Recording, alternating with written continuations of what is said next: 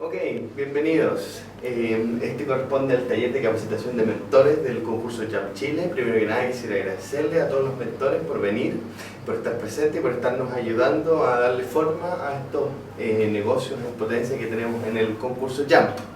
Ok, entonces lo primero que quería contarles es qué es lo que esperamos de ustedes como grupo de mentores. Primero, que puedan mentorear a uno más grupos. ¿Qué significa esto?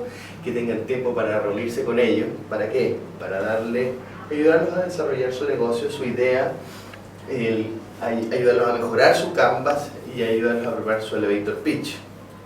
¿Cómo se hace esto? Con reuniones presenciales y vía mail y vía teléfono, pero la idea es que ustedes por lo menos gasten 1 hora y media con al menos uno de los miembros del grupo para ayudarlos a darle forma a esta, o que puedan resolverle las dudas que ellos puedan tener.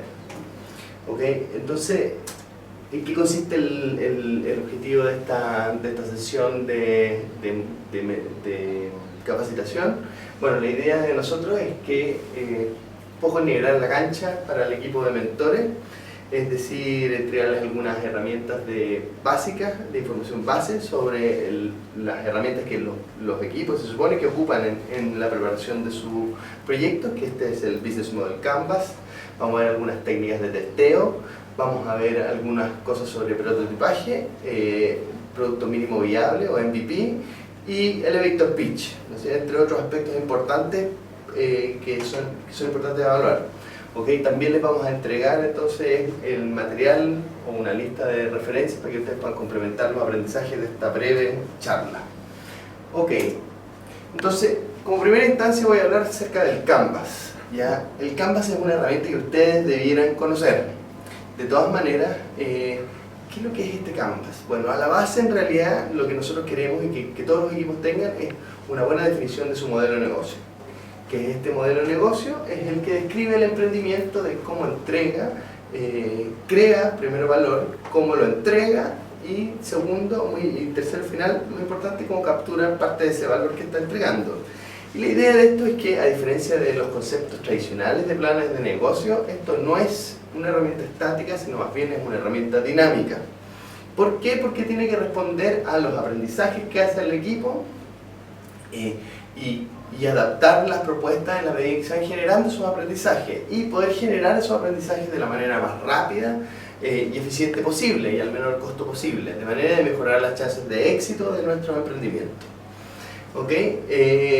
¿Cuáles son los conceptos básicos que hay detrás de este modelo de negocio o de estos aprendizajes? Es que el conocimiento está afuera, está con los clientes, no está dentro de las 4 paredes de la universidad o del garage de los emprendedores, y por lo tanto es muy importante que ellos diseñen experimentos que le permitan testear las hipótesis de su modelo de negocio para poder validarlas. Bueno, eso un poquito más adelante. Entonces, para poder darle forma a este modelo de negocio, la forma más sencilla que hemos encontrado hasta el momento es este Business Model Canvas, que es una herramienta visual que permite identificar los 9 elementos básicos del modelo de negocio. ¿Qué es este Business Model Canvas? Responde a estas 4 áreas importantes.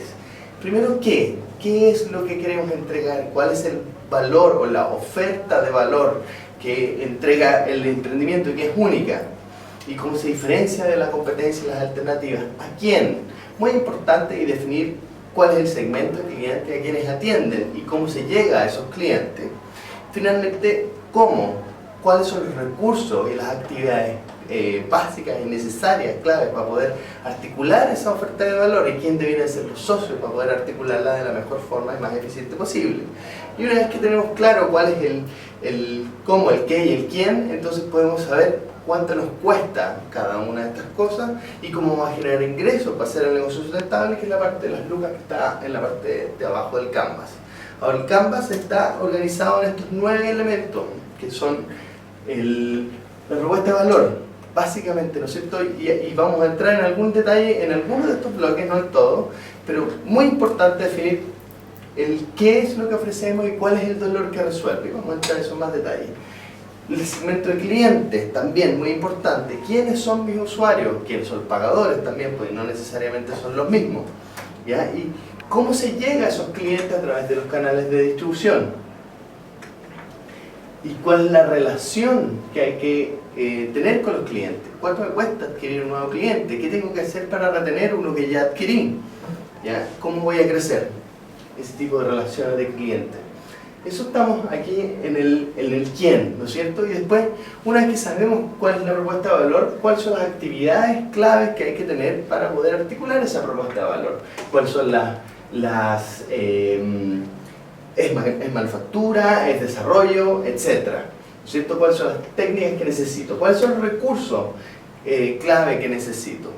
¿Es el recurso humano la característica más importante?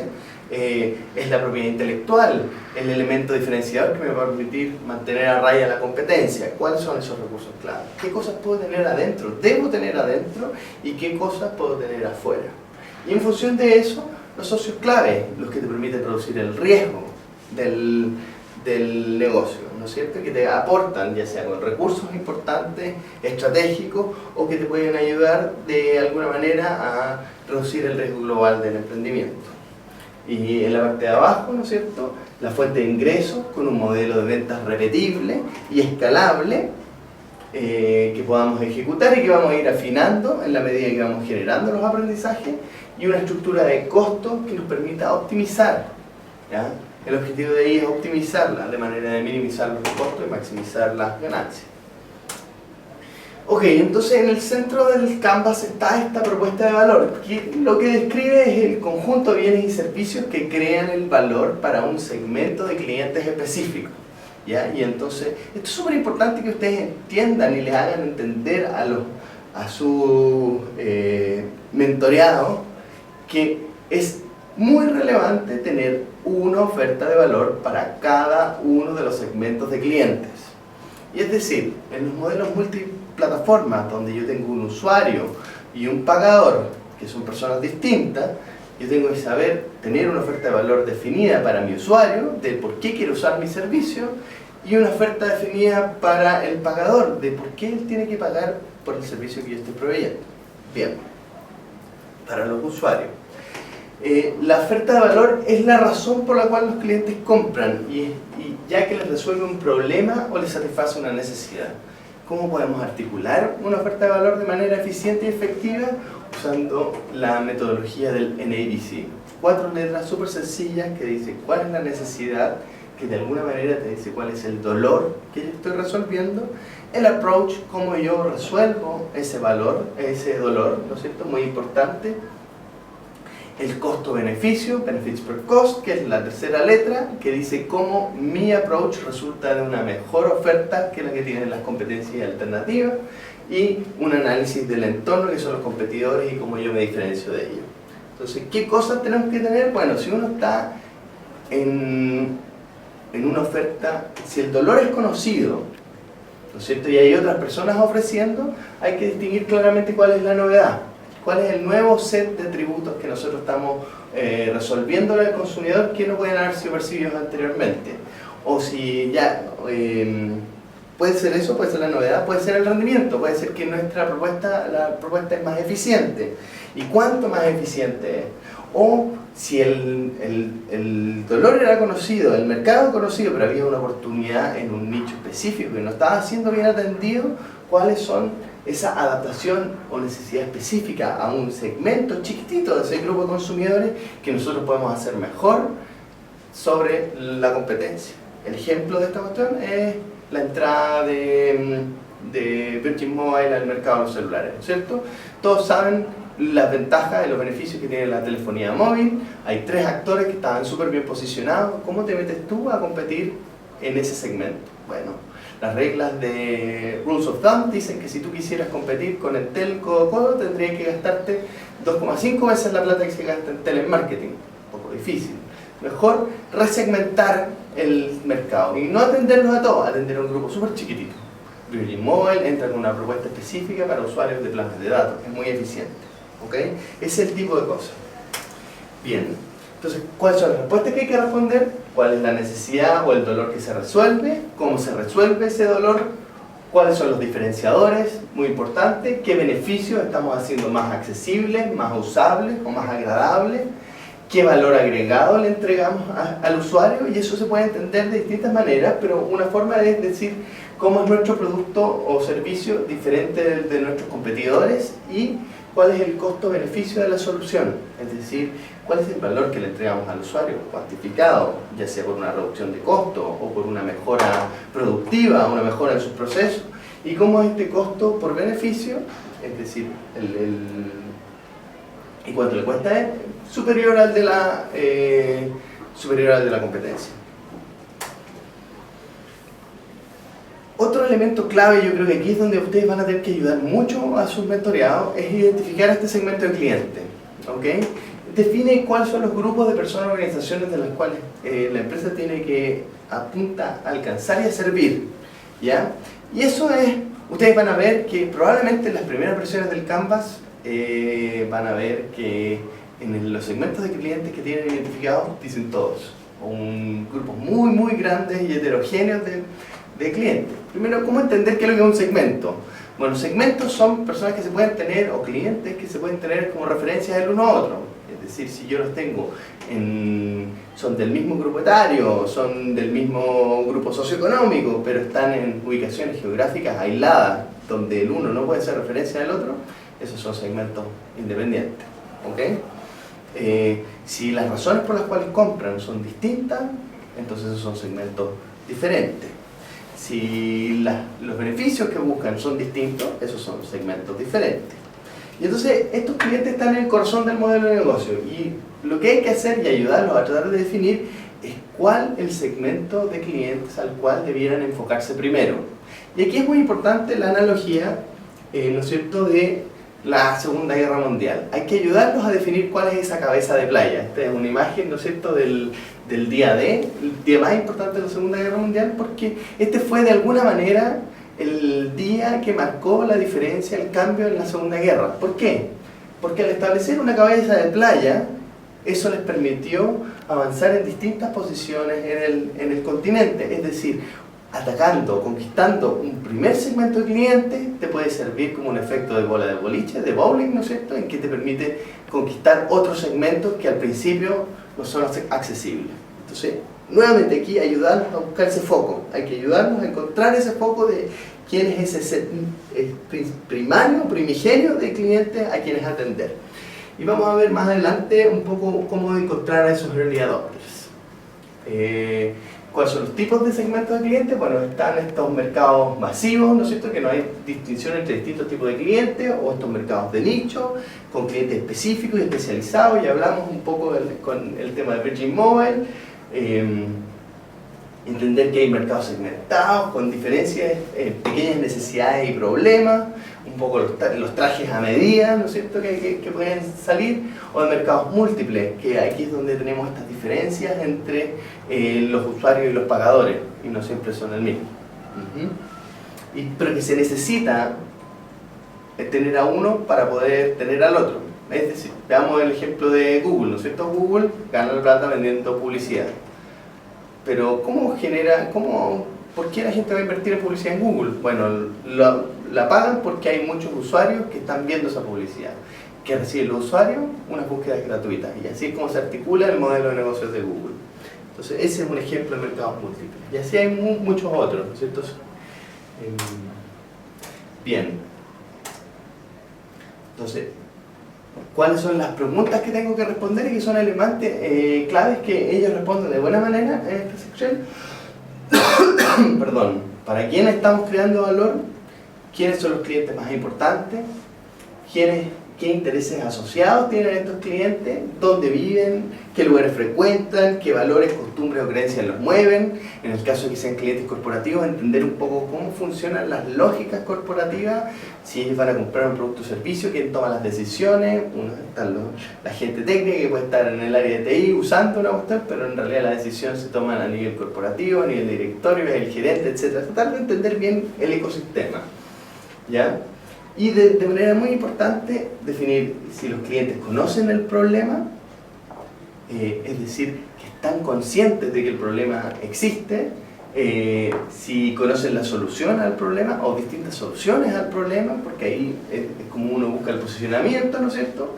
Y si identificar claramente, para poder encontrar esta cabeza de playa, si hay un segmento de clientes a quienes no está sirviendo la competencia actual o la está sirviendo mal, donde estaría la ventaja, ¿no es cierto? Y si es así, si se necesita una oferta de nicho.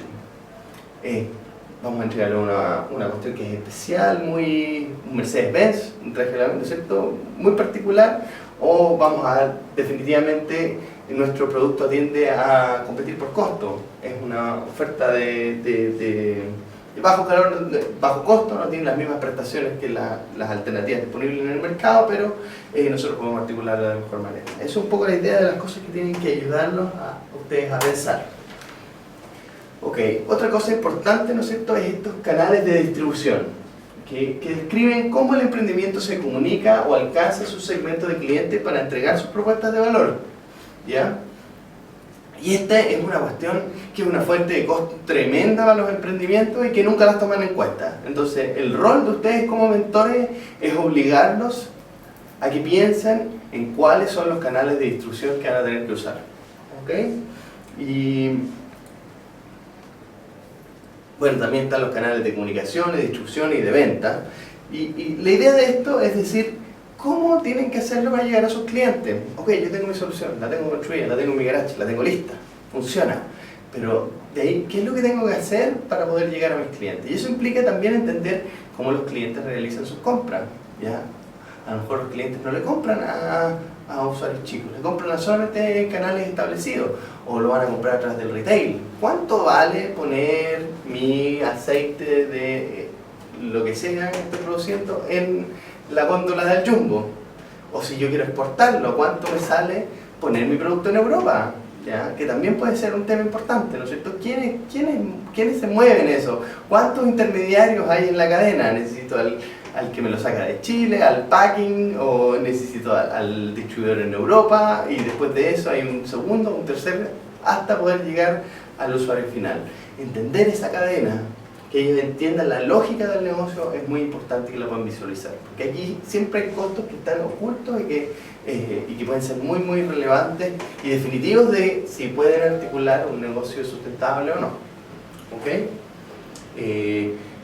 También entender cuáles son, aquí ustedes tienen que ayudarlos a definir un poco cuál es la estrategia, ¿no es cierto? ¿Qué cosas podemos hacer? Es decir, ya, ok, ¿cuál es la ventaja de vender directo vía web?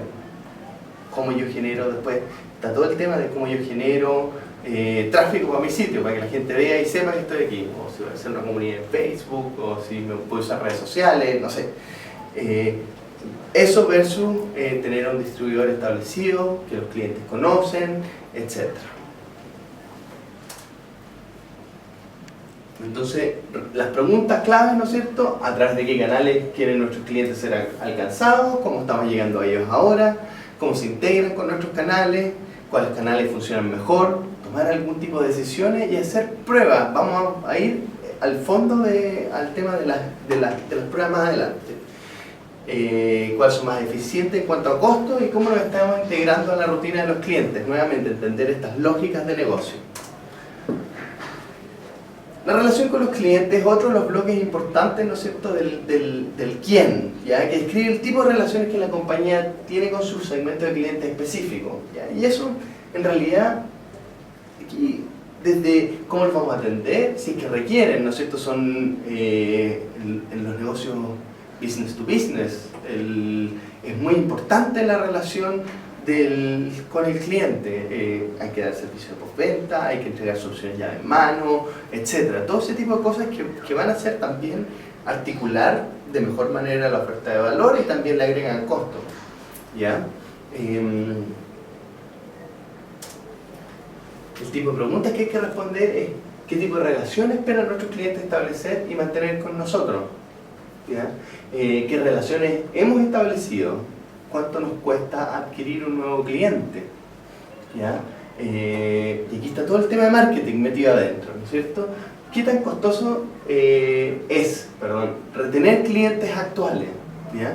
En el fondo, ¿y cuál es el motor de crecimiento? Voy a hablar sobre los motores de crecimiento un poquito más adelante. ¿Okay? Que tiene que ver un poco con estas estrategias de crecimiento, ¿ya? Preguntas estratégicas acerca del crecimiento. Las fuentes de ingresos, bueno, representan los ingresos que la compañía genera en cada segmento. Si los clientes representan el corazón del modelo de negocio, entonces las fuentes de ingresos son las arterias. Entonces, ¿cómo vamos a generar plata y vamos a mantener la maquinita funcionando? ¿Ya?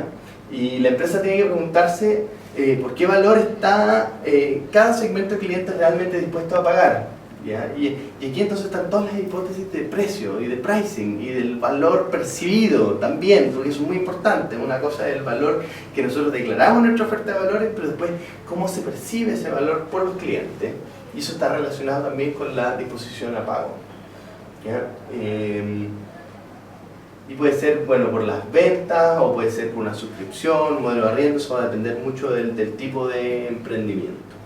¿Ya? Pero es importante que los ayuden a pensar aquí sobre distintas alternativas, ¿ya? No solamente, o sea, que traten de darles vuelta en la cabeza de que pueden articular su modelo de negocio usando distintas alternativas, ¿ya? Entonces, las hipótesis de precio, las preguntas importantes, ¿no es cierto? ¿Por qué valor están nuestros clientes realmente dispuestos a pagar? Y esta es una pregunta que es más bien secundaria, ¿eh? Primero queremos validar que hay un dolor y que ese dolor es percibido, y voy a volver a decir más adelante. Y en segundo lugar, ¿por qué valor están dispuestos nuestros clientes dispuestos a pagar? Y por qué aspectos particulares de la oferta de valor están dispuestos nuestros clientes a pagar. ¿Por qué valor pagan actualmente? ¿Cómo están pagando actualmente? ¿Cómo prefieren pagar? Es típico en los emprendimientos que no consideran, por ejemplo, los ciclos de negocio, que las facturas te las pagan a 120 días. ¿Ya? Y cosas tan sencillas como esa influyen fundamentalmente en el capital de trabajo que se requiere para operar el modelo de negocio. Y esto entonces hace que al no considerarlo, las empresas se les acabe la plata y no logren soltar y fallen. ¿Cómo contribuye cada fuente de ingreso al ingreso general, etcétera? ¿Ya? Y ahí también, priorizando. Recursos clave, ¿cuáles son los recursos requeridos más importantes para hacer el modelo de negocio? Son recursos físicos, humanos, intelectuales. Aquí es muy importante el tema de las patentes como ventaja competitiva, financiero. Ayúdenlos a pensar nuevamente en cómo estos recursos clave los ayudan a pararse frente a la competencia, ¿ya? Y este es un tema importante que también nuevamente queremos resolver. Es no solamente articular un modelo de negocio, sino que este modelo de negocio sea defendible. Si el modelo de negocio es muy fácil, es copiable, ¿cómo yo voy a hacer que los gallos no entren? ¿Ya? Y aquí es importante que ellos se hagan estas preguntas y ustedes le hagan estas preguntas para que ellos se las cuestionen. ¿Ya? Entonces, ¿qué recursos claves requieren nuestra proposición de valor? ¿Qué recursos claves requieren nuestros canales de distribución? ¿Qué recursos claves requieren nuestras relaciones con el consumidor? Los tres bloques de la malla. ¿Qué recursos claves requieren nuestros canales de ingreso? ¿Ya? Y esos son, en el fondo, y en base a eso vamos a poder también priorizar nuevamente y plantear estrategias. Las actividades clave describen las cosas más importantes que una compañía debe hacer para hacer que su modelo de negocio funcione. Pueden ser, tal como los recursos clave, las actividades clave permiten a la empresa crear y ofrecer la propuesta de valor, alcanzar los mercados, mantener las relaciones con los segmentos de clientes y obtener su ingreso. ¿Ya? Y pueden ser como del tipo de producción o de solución de problemas o de plataforma en redes. La verdad es que depende mucho de la naturaleza del emprendimiento. ¿Qué es lo importante que ustedes deben tener presente y ayudarlos a que ellos se cuestionen? Determinar efectivamente cuáles son las actividades mínimas, claves que requiere la propuesta de valor. Y aquí uno puede pensar en muchas cosas, pero el rol de ustedes es ayudarlos a podar el árbol, ¿ya? Ayudarlos. Yo creo que van a encontrarse con Canvas que tienen muchos papelitos. Entonces la idea es pensar en la estrategia. ¿Qué cosas podemos podar? ¿Qué cosas tienen que quedar absolutamente que son condiciones sine qua non? O sea, sin las cuales no funciona. ¿Ok? ¿Qué actividades requieren nuestras relaciones con los clientes? ¿Qué actividades requieren nuestras fuentes de ingreso? Y finalmente, como de los grandes bloques de la parte de arriba del Canvas, los socios clave. ¿Ya? Que la red de proveedores y de socios que ayudan a minimizar los riesgos del modelo de negocio. ¿Ya? No todo proveedor o todo socio es clave. Pueden haber varios socios que te ayuden a articular la oferta de valor, pero los claves son aquellos con los cuales si no están ahí, el modelo de negocio no funciona. ¿Ya? Y entonces permiten articular el modelo, reducir riesgo, adquirir recursos. Y ese es el tipo de cosas que queremos lograr. Entonces, nuevamente, ¿quiénes son mis socios clave? ¿Quiénes son los proveedores clave? ¿Qué recursos clave obtendremos de los socios? ¿Qué actividades claves serán llevadas a cabo por los socios? Aquí, ¿no es cierto?, dentro del set mínimo de actividades, cuáles las hacemos nosotros, que son estratégicas, que no las haga un tercero, y cuáles son las que puede hacer un socio porque ya las hace, pues están en su core business natural y se puede optimizar. ¿Ya? Y aquí, como para que lo piensen, Microsoft tiene 4 socios clave. ¿Ya? Una gran empresa multinacional de multimillones de dólares tiene solamente 4 socios clave. Entonces, este es el tipo de cosas que ustedes tienen que ayudarlos a definir. No todos los socios son socios clave. ¿Ya? Las estructuras de costo, entonces una vez que sabemos todas las partes de arriba del canvas, podemos saber cuánto es lo que nos cuestan, cuánto nos cuestan los socios, cuánto nos cuestan las actividades, cuánto nos cuestan los recursos. Y a todo eso le ponen numeritos, y es importante que les pongan numeritos. Entender cuáles son los costos fijos, cuáles son los costos variables, si hay o no hay economías de escala. ¿Ya? Y eso es lo que les va a permitir optimizar. Nuevamente, que es el foco de la actividad de los mentores, ponerle estrategia al canvas. Entonces, identificando los costos más importantes, entonces después podemos optimizarlos y los recursos y actividades claves más caras. Bien, entonces, ¿cómo usamos este Business Model Canvas? Porque ya vimos los 9 bloques, tenemos esta visión global, estamos un poco avanzando a medida que hemos ido avanzando en la charla, pero es muy importante, y yo creo que no puedo decirlo suficientes veces es que el Canvas es una herramienta para generar aprendizaje. ¿Ya? Nos permite organizar el modelo de negocio de manera visual y nos permite generar aprendizaje. Y entonces, ¿cómo se usa este Canvas? Bueno, en una primera fase exploratoria, que lo han hecho ya los grupos, es este brainstorming del grupo sobre los 9 bloques. Y eso es poner hartos papelitos con hartas cosas de todos los canales que se nos ocurrieron, todos los segmentos de clientes que se nos ocurrieron, todos los socios claves que se nos ocurrieron. Eso yo creo que ya es muy probable que los grupos lo hayan avanzado. ¿Ok? Pero segunda fase, después de eso hay que meterle estrategia, y eso es la idea del Canvas, que ustedes puedan, cuando los grupos defiendan sus proyectos en su sesión de elevator pitch, tengan súper claro cómo lo van a defender el negocio, ¿ya? Y eso entonces es cómo cada uno de estos bloques yo lo convierto en una actividad estratégica que me permita entregar una oferta de valor única y diferenciarme de la competencia. Entonces, ¿qué me agrega valor y qué es lo que no? Y ahí es muy probable que van a necesitar ayuda de ustedes, ¿no es cierto?, en priorizar. ¿Cómo priorizar? ¿Ya? Y entonces, una vez que hemos priorizado, nos quedamos con este montón de supuestos, y entonces la fase 3 es testear. Y ahí está el Validation Board, que es otra herramienta que les entregamos a los grupos, que les permite diseñar experimentos para validar los supuestos. Entonces el Canvas está lleno de supuestos. Una vez que llegamos a estos papelitos, y una vez que después que votamos los papelitos y nos quedamos con los más importantes, o el grupo que nosotros creemos que es más importante, entonces cada uno de estos papelitos o de estos ítems es un supuesto.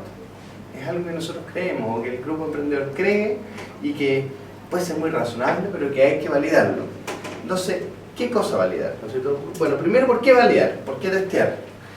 La verdad de las cosas es que a la base de las metodologías de desarrollo de clientes está en que los negocios en general se han desarrollado bajo el mismo esquema y con distintas tasas de éxito.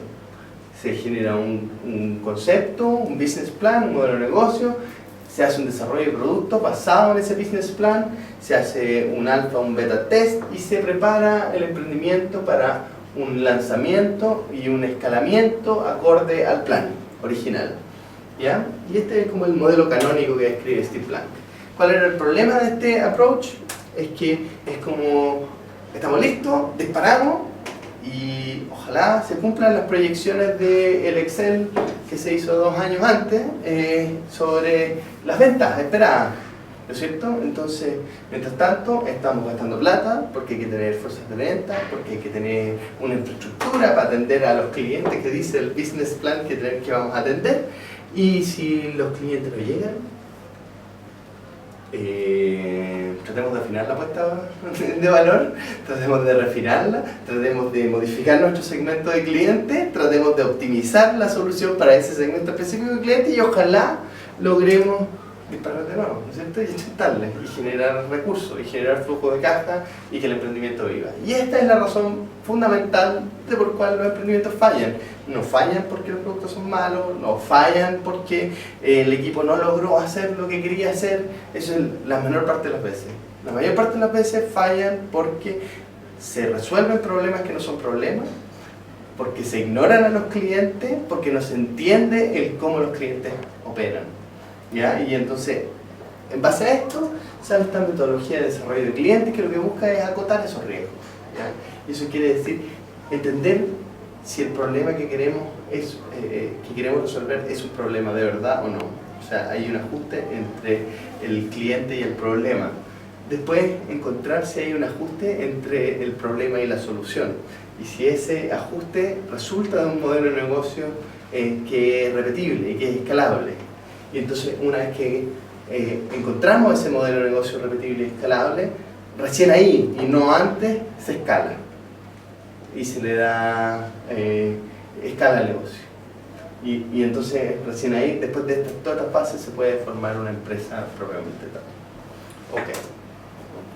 Entonces, ¿qué es lo que se busca con este desarrollo de clientes? La verdad es que lo que se busca es reducir el riesgo de mercado. Es decir, si los clientes van a adoptar y comprar el producto en los plazos requeridos.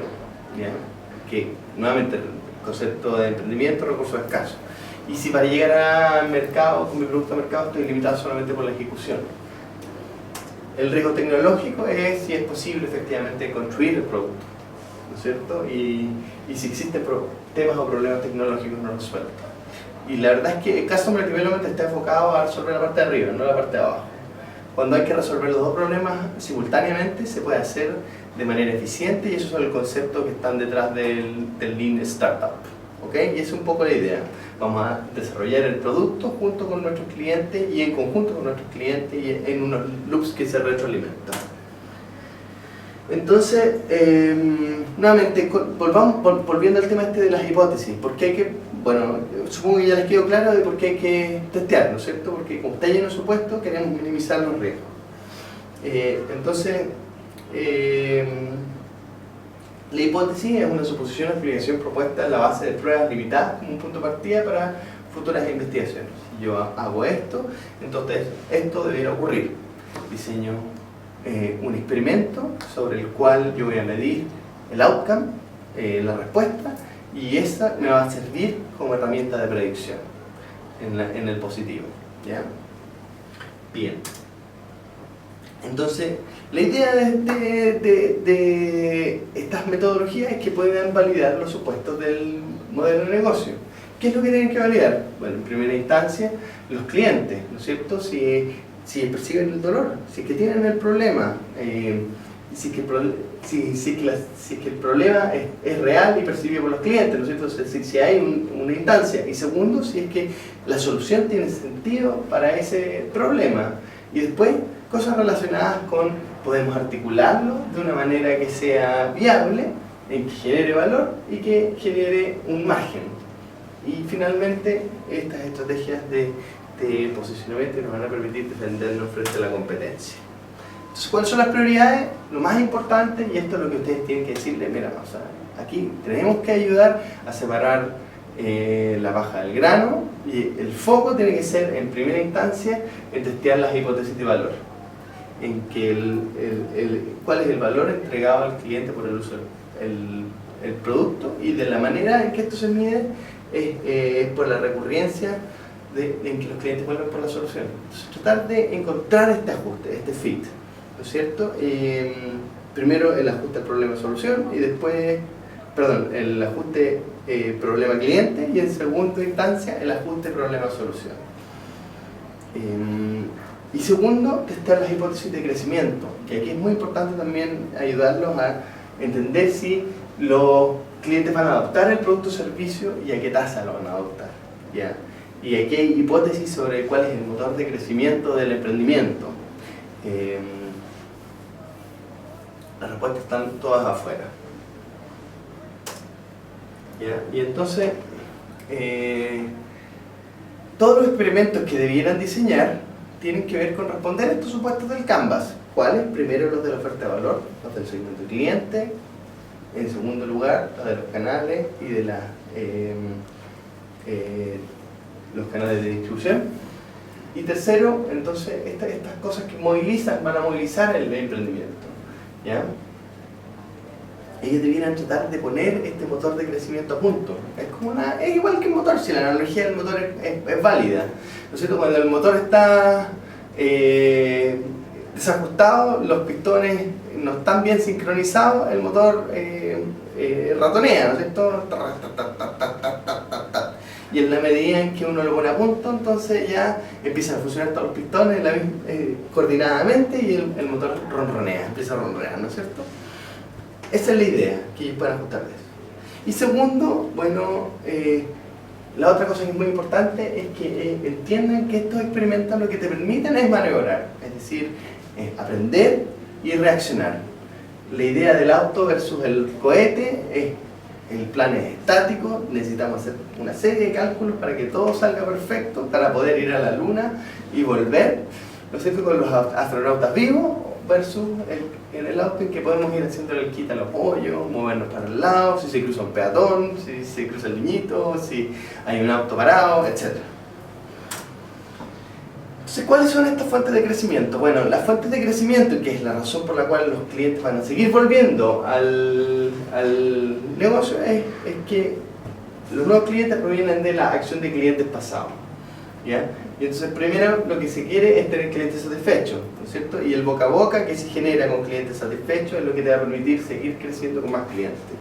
Y también puede ser como un efecto secundario del uso del producto, y eso tiene que ver con este crecimiento viral, ¿ya? También puede crecer por publicidad pagada, que es el método más tradicional de adquirir nuevos clientes, ¿sí? O producto de compras repetidas, ¿cierto? Le vendemos un producto o un servicio en el cual tenemos compras recurrentes. Puede ser que varios de estos motores de crecimiento estén en funcionamiento en forma simultánea en el emprendimiento, pero la idea de que ellos piensen es cuál es el motor de crecimiento que más se ajusta al tipo de negocio que ellos están proponiendo, de manera de que puedan optimizar las estrategias para llegar a los clientes, ¿ok? Porque las cosas que funcionan en uno no funcionan bien en el otro, etc. Entonces, bueno, el motor de crecimiento, el pagado, el pegajoso, que es el sticky, y el viral, que son los tres tipos de motores. El motor de crecimiento pagado se basa principalmente en publicidad, ¿cierto? Y esto es importante para responder esa pregunta que les hice antes de cuánto me cuesta adquirir un nuevo cliente, ¿ya? Les hago la siguiente pregunta a ustedes. Tenemos dos empresas. Díganme ustedes cuál crece más rápido. La primera vende aplicaciones móviles y margina 1.000 pesos por cada venta. La segunda vende equipo y margina 10 millones por cada equipo que vende, ¿ok? Y para adquirir nuevos clientes, la primera ocupa Google AdWords, 800 pesos por cada cliente nuevo, es una estrategia de Google AdWords, ¿no es cierto? Y la segunda se tiene que gastar 8 millones porque tiene que hacer visita de terreno, todo un despliegue en terreno, etc. ¿Cuál de ustedes dos creen que de estas dos empresas crece más rápido? Vamos a hacer la pregunta a la Yonte que está aquí. ¿La primera? ¿Y por qué? Porque, no sé, no sé, va a tener una mayor masa de venta, mayor volumen. Podría parecer, ¿no es cierto?, que en principio la primera. La verdad es que una pregunta es un trick question, porque la verdad es que las dos crecen a la misma tasa. ¿Y por qué? Porque la fracción de su margen que pueden destinar al crecimiento, a la adquisición de nuevos clientes es la misma, ¿ya? O sea, el costo de adquisición por el margen es el mismo. Entonces, ¿cómo podemos aumentar la tasa de crecimiento? ¿Que esto para poder crecer más rápido? Bueno, ahí la respuesta es más obvia, ¿no es cierto? O podemos aumentar el margen, vender más caro, arriesgar a vender menos a lo mejor, pero vender más caro. Y segunda, reducir los costos, pues, para mejorar los márgenes, ¿no es cierto? Y esto tiene algunas expresiones matemáticas que no vale la pena describir, pero es importante aquí la idea que ustedes le pongan a los mentoreados el tema de definir cuál es el valor del cliente, el lifetime value, ¿no es cierto? Y el costo de adquisición del cliente, que empiecen a pensar en estas cuestiones. Yo creo que no van a tener respuestas para todo, pero es importante que se vayan pensando en estas cuestiones, porque esto es lo que le da escala a los negocios, ¿ah? Y aquí voy a compartir una anécdota de un alumno mío, un ex alumno mío, emprendedor, empezó su emprendimiento en la universidad, bastante exitoso, le fue bien, ha ganado varios premios, pero él me decía, Francisco, ¿sabes qué? Me he dado cuenta que mi negocio nunca va a poder crecer, nunca va a poder escalar. Y yo me dedico, pero no puedo adquirir más clientes, así que ya caché que esto va a ser un lifestyle business de ahí bien acotado. Y yo le dije que pensara en esto, ¿no es cierto? Y la verdad es que él sabía bien cuántas veces volvían los clientes recurrente a comprar los servicios de su empresa, ¿ya? Entonces podía calcular este LTV y tenía buenos márgenes. También tenía más o menos cachado el tema de las campañas de Google AdWords, pues, que eran sus principales canales de hacer marketing. Y resulta que al final, en realidad, su problema era que su presupuesto de marketing era muy ratón. Su crecimiento estaba limitado porque él no estaba invirtiendo suficiente en su presupuesto de marketing, ¿ya? Y en el minuto en que él empezó a destinar más plata a marketing, eso le redundó rápidamente en que el crecimiento fue más exponencial. Y hoy día está yendo mucho mejor. Bien. Hay otro tipo de negocios que es distinto al primero, que dependen de la retención de los clientes. Y aquí es donde entramos en el bloque, ¿no es cierto?, de las relaciones que hay que establecer con los clientes, ¿ya? Y entonces ahí, por ejemplo, en el negocio de la telefonía móvil, no es la adquisición de nuevos clientes el principal motor de crecimiento, sino que la retención de los mismos, o el churn rate, o la tasa de recambio. Y entonces, para poder crecer, básicamente lo que tienes que hacer, asegurarte es que tu adquisición sea mayor que el recambio, para que ese número sea positivo y haya crecimiento. Y mientras más grande sea esta diferencia, mayor va a ser el crecimiento. ¿Bien? Entonces aquí el número de clientes totales no te va a decir nada respecto a si tu capacidad de crecer más o crecer menos, ¿no es cierto? Es la tasa de retención es la que te manda. Otro motor de crecimiento es el motor de crecimiento viral, ¿ya? Y esto se da mucho en los sistemas de múltiples plataformas, ¿ya? En que la conciencia del producto se transmite de persona a persona producto del uso. Y aquí hay un ejemplo, o sea, es una cuestión clave. Una cosa es el boca a boca, que es importante para el crecimiento, ya lo habíamos hablado antes, ¿no es cierto? Pero otra cosa distinta es que el conocimiento del producto se transmita por efecto del uso y no dependa del boca a boca, no depende de lo que los clientes dicen, ¿no es cierto? Y se transmite con la misma facilidad que un virus se convierte en epidemia. Y para esto tenemos el caso ejemplo básico de Hotmail. Hotmail, cuando nació en el 96, que era un emprendimiento de Buffy y Jack Smith, tenían bien pocos clientes, no lograban, a pesar de que era una plataforma de correo gratuito y la gente la probaba, volvían, pero no crecían mucho. Y todo cambió cuando ellos tomaron una decisión, que fue incorporar en el cuerpo del correo, en la parte de abajo, get your free email account here, y introduciendo un link a la página web. Por ese hecho, cada persona que recibía un Hotmail recibía información de cómo tener su cuenta gratuita, y eso hizo que en 6 meses pasaran a tener 1 millón de clientes.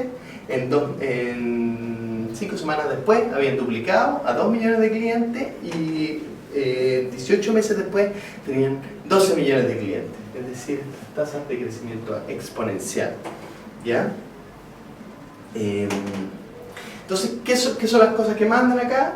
El coeficiente de viralidad, que es una de las claves principales de esto, que es básicamente cuántos clientes nuevos tengo por cada cliente antiguo, que es esta tasa del porcentaje de conversión, n por el coeficiente de conversión. Y otra métrica clave que es importante, que es el tiempo de ciclo viral, es decir, cuánto se demora en dar la vuelta al loop viral.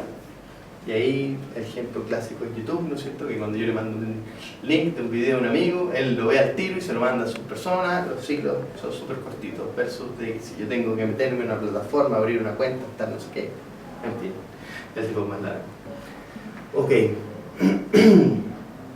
Entonces aquí es muy importante cuando ustedes vean y tengan que ayudar a grupos mentoreados que tienen estos sistemas de múltiples plataformas donde tienen usuarios y pagadores, para que tengan usuarios y que puedan adquirir usuarios a tasas exponenciales, es muy relevante el tema de disminuir la fricción, ¿ya? Poder medir el coeficiente de viralidad, diseñar experimentos que les permitan saber ese coeficiente de viralidad y también entender que mientras menos fricción es mayor el crecimiento y por lo tanto son normalmente los modelos basados en una oferta gratuita para los usuarios y una oferta y un modelo de ingresos basado o en venta de publicidad o otras cosas, ¿cierto? Cuando uno tiene una masa grande de usuarios. Bien, entonces primero entender este ajuste del problema con las soluciones y segundo, el ajuste del problema con el cliente y segundo, este ajuste del problema con la solución. Resuelve mi solución el problema, es la solución la más efectiva que de la competencia, puedo montar un negocio sustentable en base a esta solución. Yo les quiero contar acerca de cómo hacerlo, llevar a la práctica estas herramientas de testeo. Y ahí para eso nosotros les mostramos al grupo de mentores esta herramienta que se llama el Validation Board, que es del Lean Startup Machine, que es de Eric Ries, que es este gallo que partió con todo el tema del Lean Startup, que básicamente es una herramienta para poder testear estos supuestos del modelo de negocio. ¿Qué es lo que queremos entender? Primero, estas hipótesis sobre el cliente, ¿no es cierto? ¿Quién es el cliente? La hipótesis del problema. ¿Cuál es el problema que tiene ese cliente en particular y que nosotros queremos resolver? ¿Ya? Y finalmente después, aunque no al principio, también cómo esta solución resuelve ese problema. Y en base a eso, entonces, ¿qué son estos papelitos que estaban en el Canvas? Definir cuáles son los supuestos más importantes y más relevantes. Ahí nuevamente hay que tratar de ayudarlos a definir, distinguir el grano de la paja. ¿Cuáles de los supuestos son los que hacen o deshacen la propuesta de valor? Y eso ahí ustedes los tienen que ayudar a tratar de definir estas cuestiones, hacerle las preguntas importantes, darle su feedback con la experiencia que ustedes han tenido, ¿ya? Definir cuáles son estos supuestos claves, ¿ya? Y de estos supuestos claves que están ahí, los papelitos que están en el Canvas, definir cuáles son los más importantes, los que tienen más riesgo implícito, ¿ya? Y esa antes de lo primero, partimos por las cuestiones más regionales, las cosas que hacen o deshacen, ¿ya? Y diseñar entonces un experimento para testear ese supuesto.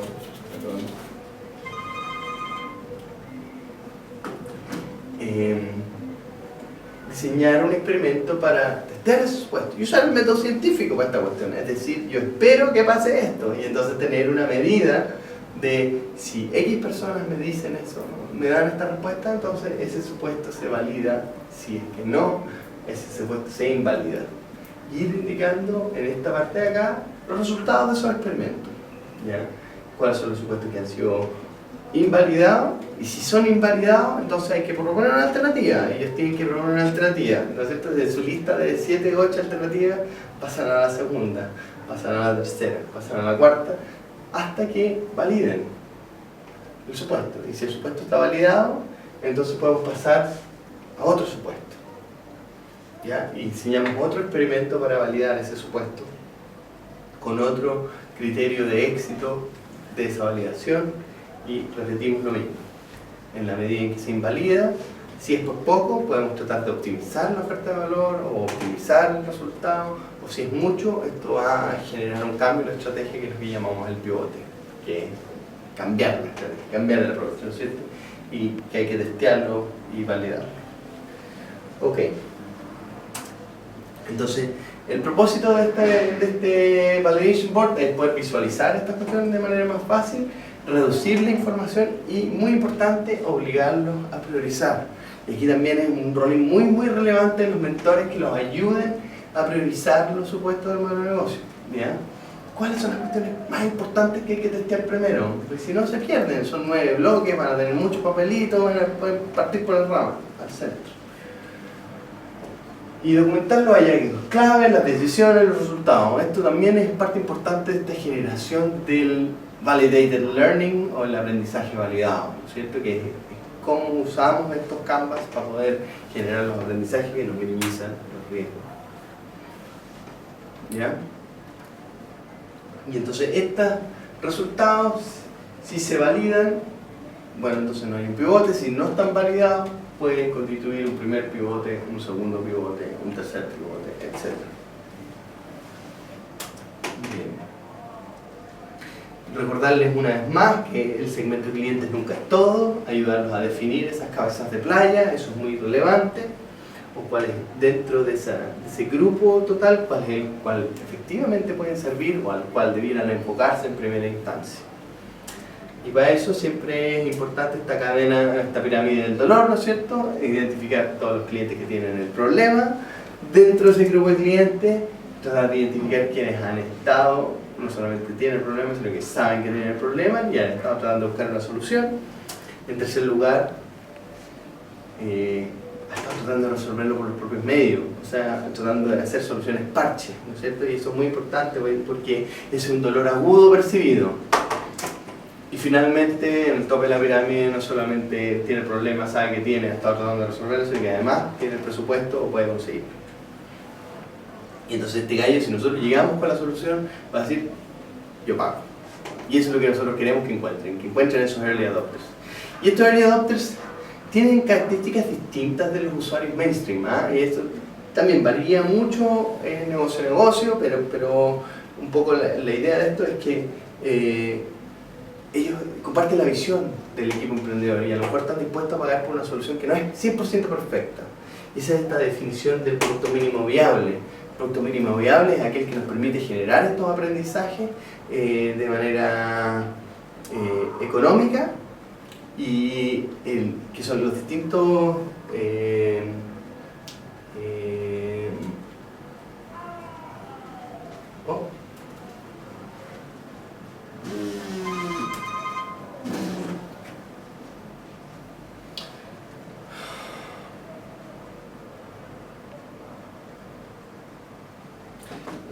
que nos permiten generar estos aprendizajes, y esto tiene que ver con hacer focus group, preparar entrevistas, hacer formularios online, usar Google Web Forms para preguntarle a un montón de gente, para entender un poco el ecosistema de los usuarios y sus problemas. Entonces generar estos mapas de empatía que tienen que conseguir al cliente en su desarrollo día a día, poder verlo como él hace y después diseñar una solución a su medida, hacer el análisis de estas fotos y videos de cómo los usuarios interactúan en su entorno, desarrollar estos prototipos, ¿no es cierto?, para probar los conceptos, el tema del storytelling, cómo podemos construir un relato que sea atractivo, y hacer market research, que es estas entrevistas o focus. Que es algo que tiene que hacerlo el grupo de emprendedores en primera instancia, ¿ya? Esta no es una actividad que es tercerizable, entender al cliente a fondo. Y una vez que hemos ido pasando por distintos productos mínimos viables que nos permitieron generar distintos aprendizajes, llegar a un producto mínimo viable final. Perdón.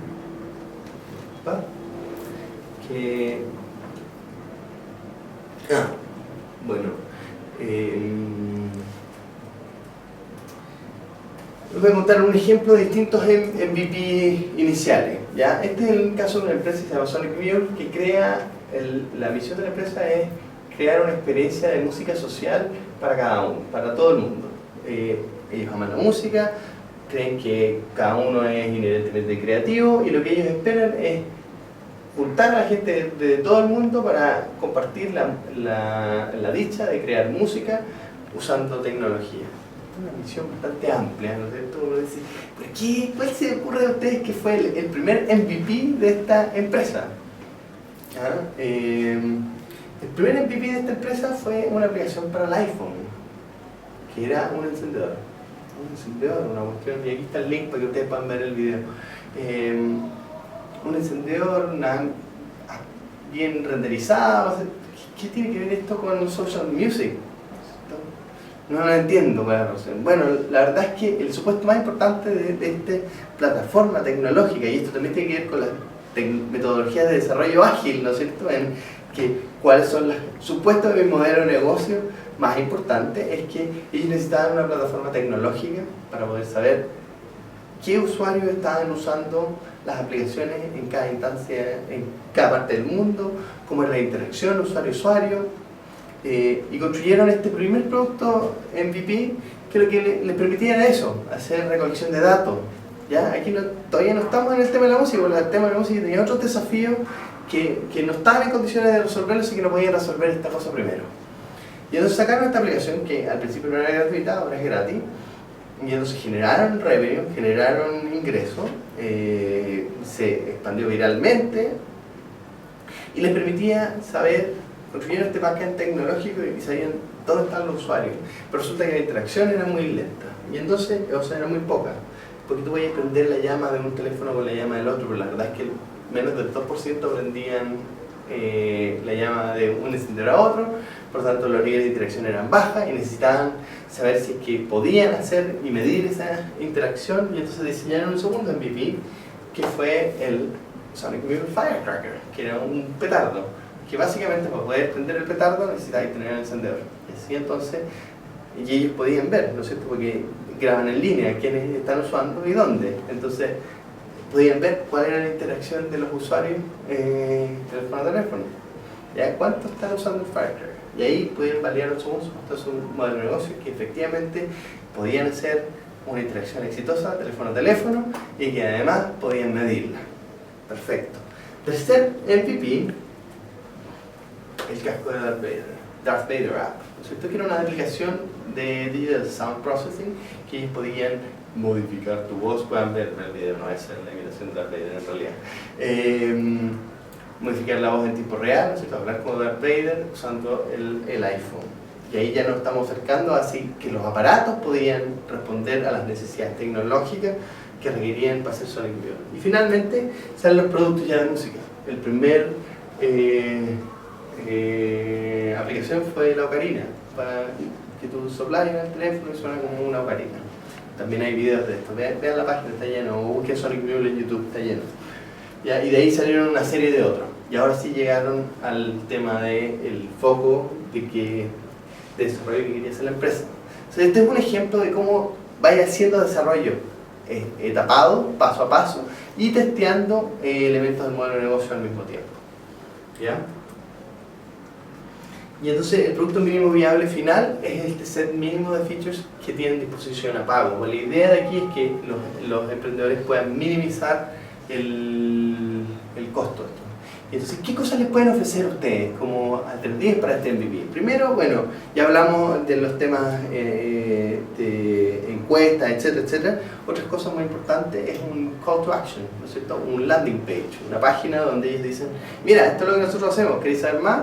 Y un botón que dice, sí, quiero saber más, a un formulario, danos tu mail, danos tu dato y te contactamos. Esa es la mejor forma de encontrar a early adopters. Muy barato, ¿no es cierto? No necesitamos tener la solución lista, solamente estamos validando que los clientes perciben el dolor. Segunda cosa, el sistema del concierge o el hombre, el mago de Oz, ¿no es cierto? Que es hacer las cuestiones no automatizadas, sino que hacerlas a mano. ¿Ya? Tener un backend que puede ser, bueno, caso de cuestiones web, ¿no es cierto? Tú tenías un formulario, la gente llena un formulario, pero en realidad el procesamiento del formulario se hace por personas, a mano. Cuando son pocas las personas, no es problema, se puede hacer, y eso de muy bajo costo. Si querías escalarlo, entonces después, claro, tienes que invertir en tener la solución de tecnología. Eso funciona harto, funciona bien. O hacer las pruebas de Por ejemplo, hay un caso bien bonito que está en el libro este de Eric Ries de Lean Startup, de un gallo que quería partir un negocio de lavanderías en la India, un tema de donde la gente lava la ropa en el río, hay todo un tema cultural ahí, entonces, y el gallo diseña estos MVP para poder resolverlo, y lo primero que hace es montar una lavadora en la parte de atrás de una camioneta y se pone en la esquina a ofrecer los servicios de lavandería. La gente creía que la gente se iban a robar la ropa, no había temas de confianza. Después el gallo modificó el carrito, ya era una cuestión más estática. Y al final, en realidad, lo que hacía el gallo era llevárselo a una lavadora industrial, lavar la ropa. Pero ahí voy a testear. ¿Qué puedo testear? Puedo testear disposición a pago, el tema de los costos, que era muy distinto, mayor que los Adobe, que eran los lavanderos que funcionaban, y crecer en el fondo con muy pocos recursos, ¿ya? Y una vez que agarras y te pones el pie en el piso, el efecto del pivote es este: dejas un pie, lo que tú sabes, conoces, lo dejas fijo y con el otro te mueves. Y si encontraste entonces otra cosa que tienes fijo, dejas ese fijo y de ahí te mueves hacia el otro lugar, en fin.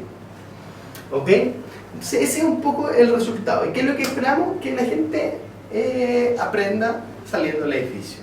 Y si los supuestos están invalidados, pivotean. Y si son validados, entonces testeamos el siguiente. Y así vamos a llenar este validation board. Entonces finalmente, para cerrar la charla, les cuento entonces qué es lo que tenemos que tener en cuenta, muy pendientes de los por qué, y eso está en el centro de la oferta de valor, ¿no es cierto? Son las cosas que inspiran, ¿no es cierto? Lo que los motiva, los valores, las ideas, los grandes sueños, las metas. El centro este en ABC, ¿no es cierto? El cómo, que es este approach, el cómo resolvemos, cómo llegamos a eso, que son cosas simples de usar, que son sencillas. ¿Por qué lo hacemos mejor que el resto, ¿no es cierto? Y el what, ¿no es cierto? Que es el qué se hace, específico, ¿ya? Y entonces pasamos de lo inspiracional a lo práctico. Bien. Y finalmente, entonces, algunos recursos claves que son importantes que ustedes manejen. Primero, el Business Model Generation, que está en la página businessmodelgeneration.com. Las primeras 70 páginas del libro están gratis. El libro vale $27 en Amazon, se los recomiendo de todas maneras.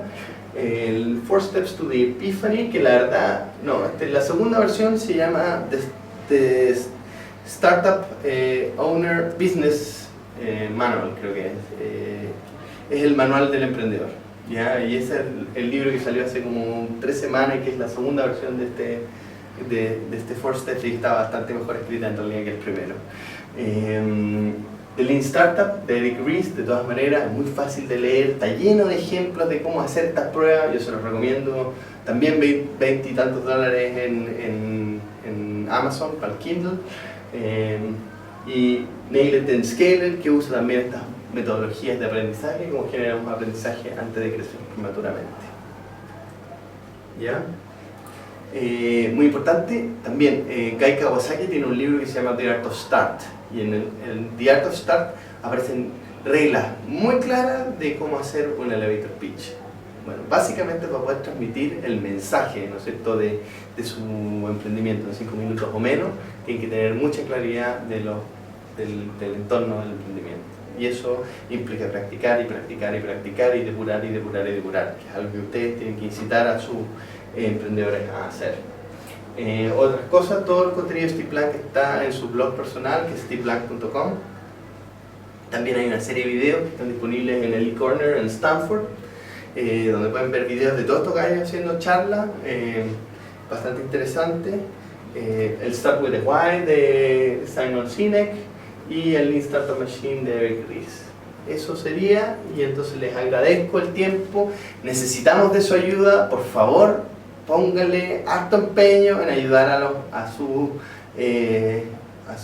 yamperos. Entonces queremos tener modelos de negocios validados, queremos mejorarle las chances de éxito a todos. Si ganan o no ganan, lo que me interesa a mí es que esta gente, independiente del resultado del concurso, siga adelante con sus emprendimientos, que valen la pena sacar adelante, y ojalá les ayudemos a minimizar mejorar sus chances de éxito, minimizar el fallo. ¿Ya? Así que muchas gracias por haber atendido a esta sesión, espero que no se hayan aburrido. Yo quedé cansado de hablar tan rápido, pero bueno, lo pueden poner replay si es que se perdieron algo. Ok, muchas gracias.